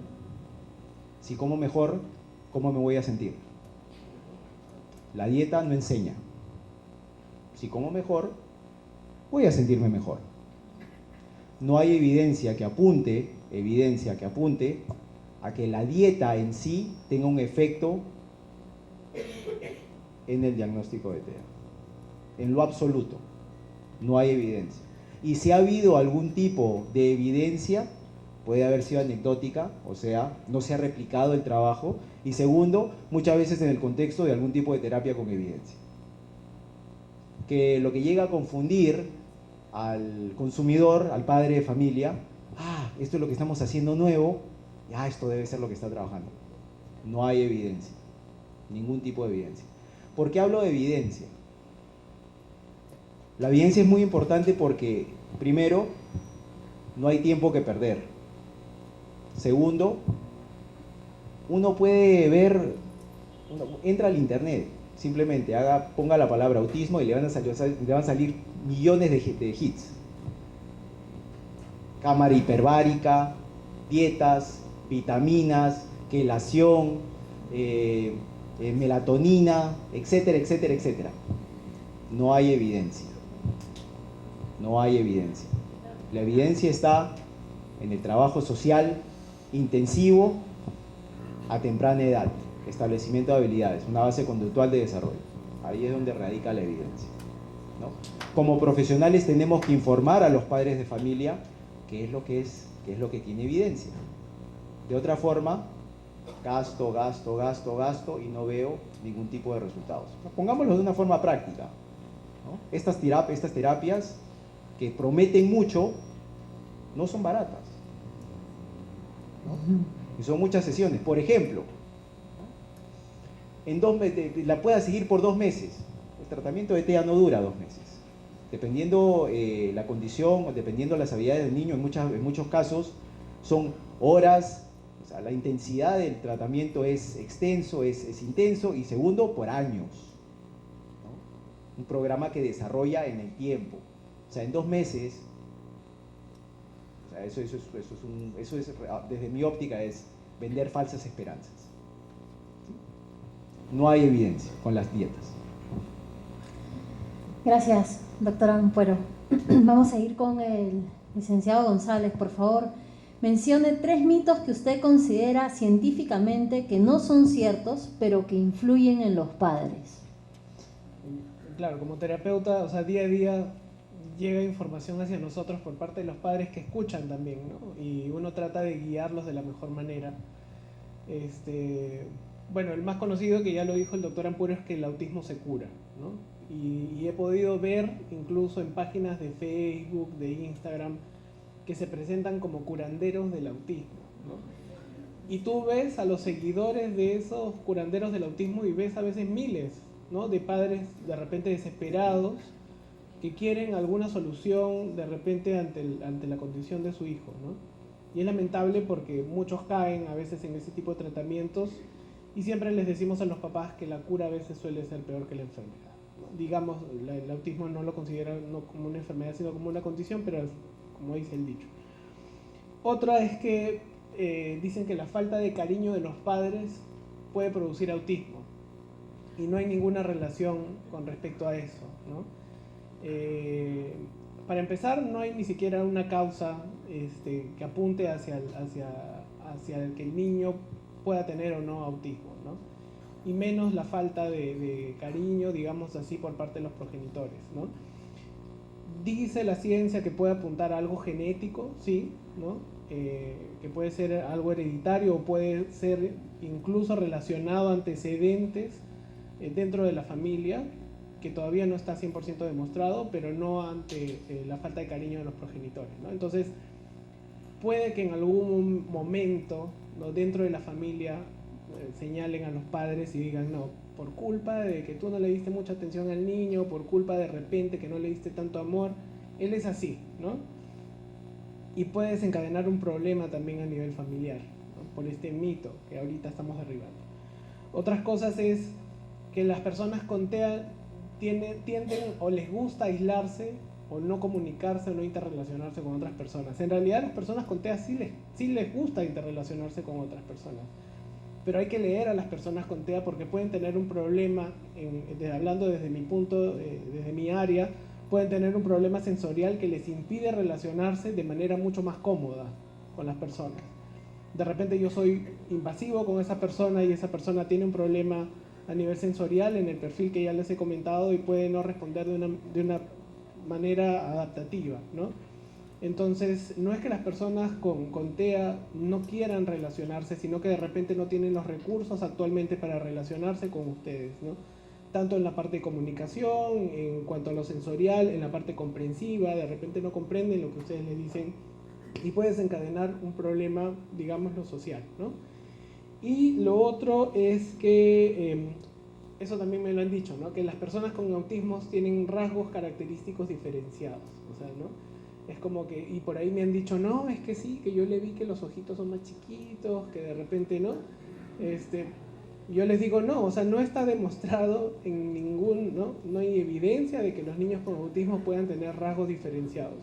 Pueden tener conductas diferenciadas, eso sí es cierto, pero no tienen ningún rasgo diferenciado. En realidad no es como un síndrome, o como una persona con síndrome de Down, que de repente sabemos que no, por la parte genética pueden tener rasgos físicos diferenciados, pero no las personas con autismo.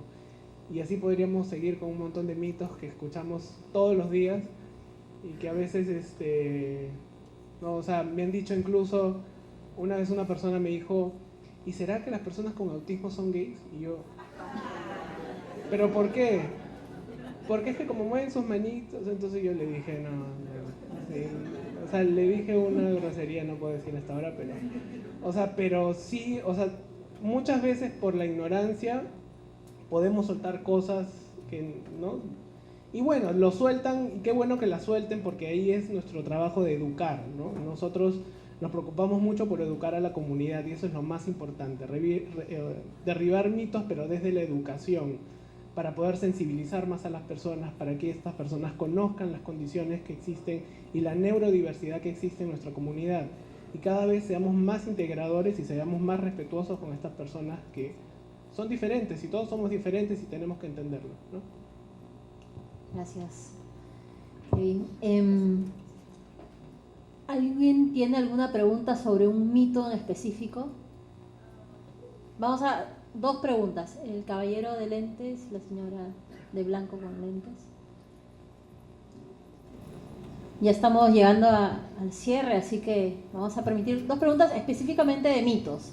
Sí, en base a la evidencia, el tema de la intervención temprana da un mejor pronóstico, o es que cabe la posibilidad, como se suele escuchar por ahí, que el nivel dentro del espectro cambie, de nivel 1, nivel 2 o nivel 3.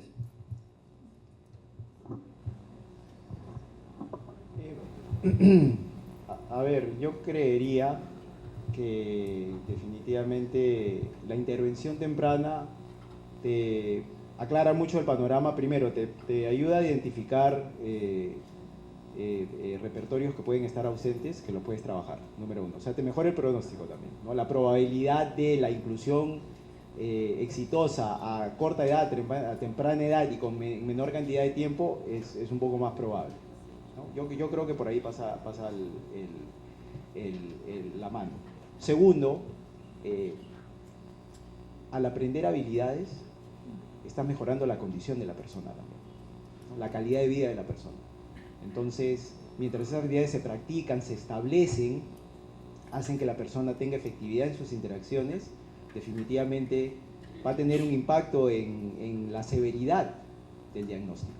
Ya estoy utilizando patrones conductuales más socialmente apropiados de alguna forma, y aquellas formas que eran no apropiadas, pues ya de repente no ocurren con tanta frecuencia, ¿no?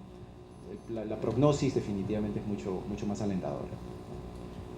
Gracias. Le pregunta al señor. Para agregar algo, y también partiendo desde, bueno, sabiendo, ¿no?, de los niveles, porque escuché que habías hablado de los niveles del autismo.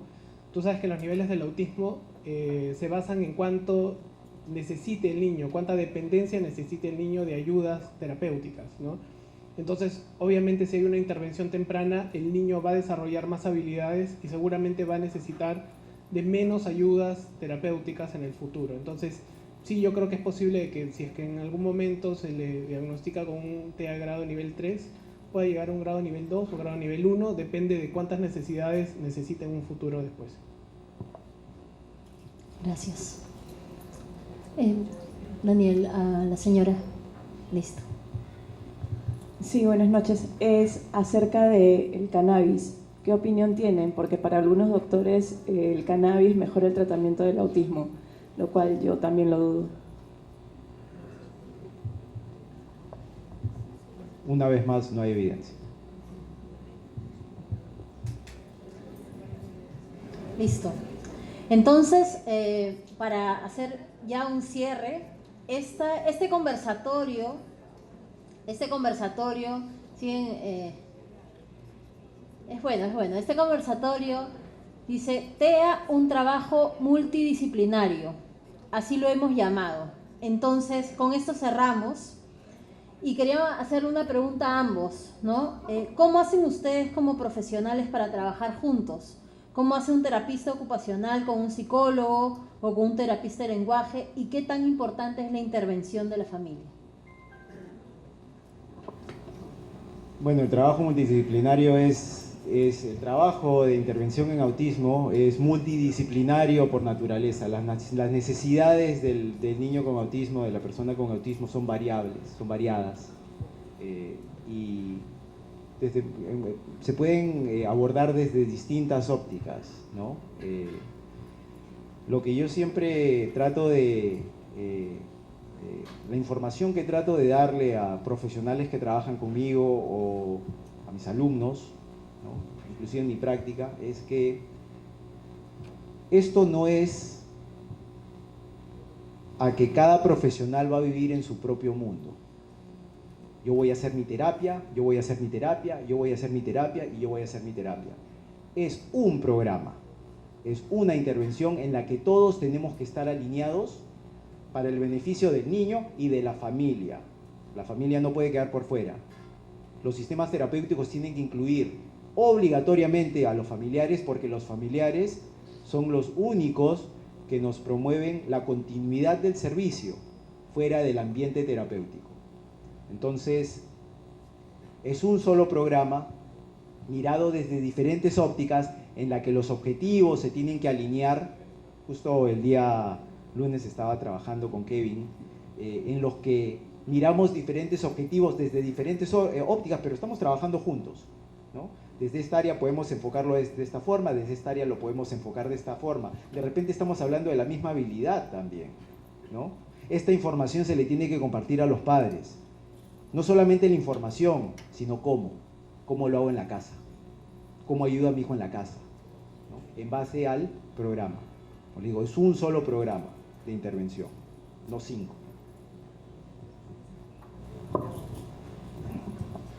Bueno, desde mi punto de vista siempre he sido fiel creyente de que el trabajo en equipo para la mejora del niño es lo mejor, ¿no? Y no solamente desde el lado terapéutico, sino nosotros creamos un equipo con la casa, ¿no?, con la escuela, porque, por ejemplo, nosotros solemos hacer visitas a los colegios, y en esas visitas a los colegios hablamos con las maestras para que nos dé el feedback de cómo está funcionando o qué impacto está teniendo la intervención terapéutica en la escuela, por ejemplo, ¿no? Entonces vemos si el niño ha mejorado en cuanto al seguimiento de indicaciones, de repente en la postura, si es que está permaneciendo mucho más tiempo en las actividades, o cómo le va en sus actividades de juego, por ejemplo en la interrelación con otros niños, o en el problema específico que vea la profesora, y recogemos información también para poder darle estrategias de cómo podría manejar ese tipo de problemas en la escuela, ¿no? Igual esto se hace en la casa, o en los ámbitos en donde se mueve el niño, ¿no? Yo he sabido ir incluso a fiestas infantiles con niños para ver qué estrategias podríamos adoptar o qué podríamos modificar incluso para que el niño se sienta más cómodo y se pueda integrar a esta actividad, ¿no? Entonces es un trabajo muy rico, ¿no? Porque tú das ese feedback a los otros profesionales del lenguaje y recabas información de la parte del lenguaje para poder también aplicar estrategias desde su área, ¿no? Y poder reforzar también ese tipo de objetivos, ¿no?, los objetivos que se hayan planteado esos profesionales. Entonces yo creo que el trabajo multidisciplinario para cualquier niño siempre va a ser lo mejor. Gracias. Realmente ha sido un honor contar con el doctor Ampuero y el licenciado González. Muchas gracias por compartir con nosotros sus conocimientos y experiencias. Y quisiera que le diéramos un gran aplauso a ambos profesionales.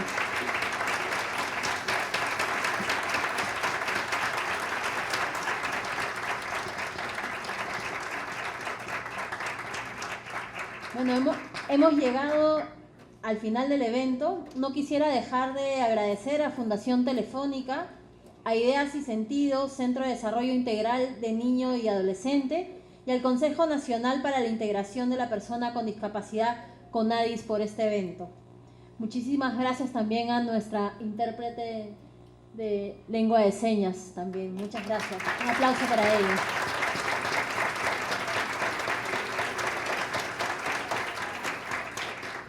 Y bueno, y cerramos con un pequeño compartir. En la parte de atrás vamos a tener todavía la disponibilidad de la sala hasta las 9:30. Así que aprovechemos a tomarnos un café y agradecemos a todos su participación y gentil asistencia esta noche. Muchas gracias.